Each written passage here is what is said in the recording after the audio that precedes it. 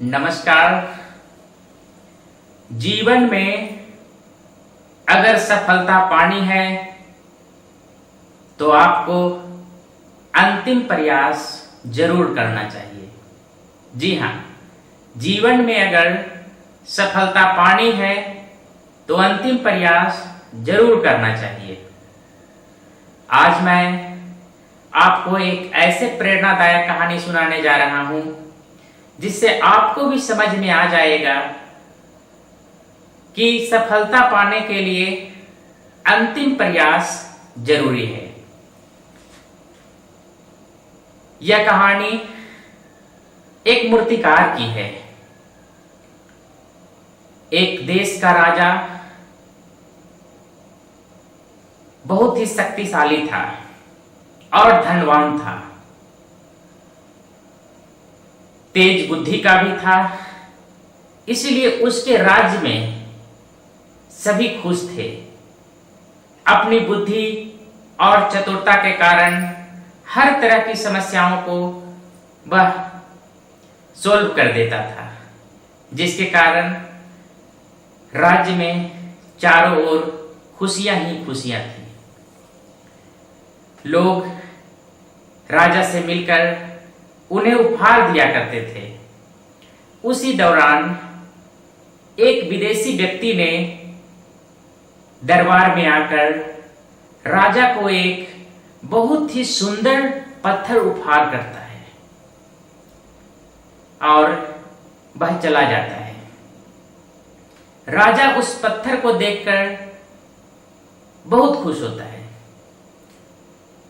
क्योंकि पत्थर बहुत ही सुंदर था, राजा के मन में ख्याल आता है कि क्यों ना इस पत्थर का विष्णु का एक मूर्ति बनाया जाए और राज्य के मंदिर में स्थापित किया जाए।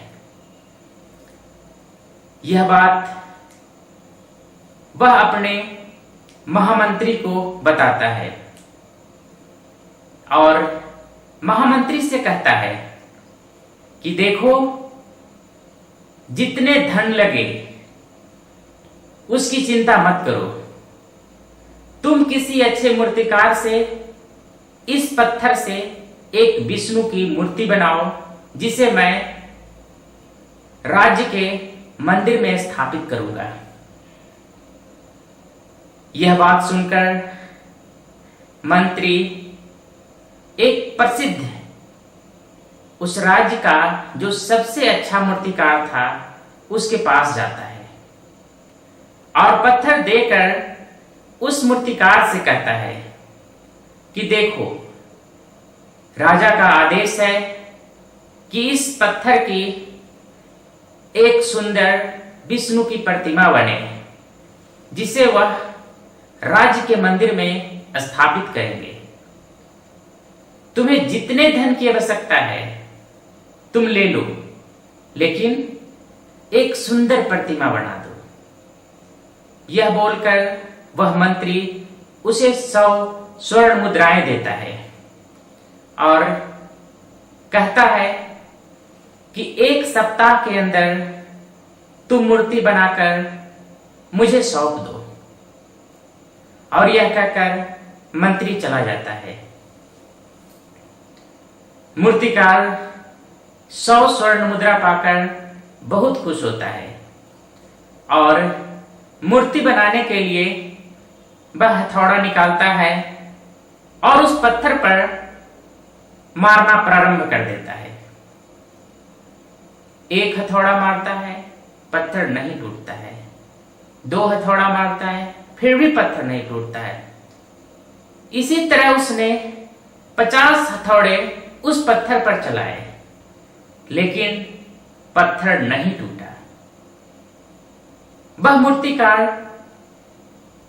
निराश हो गया और फिर से एक बार हथौड़ा चलाने के लिए सोच ही रहा था कि उसके मन में ख्याल आ गया कि जब यह 50 बार में नहीं टूटा तब क्या अब टूटेगा।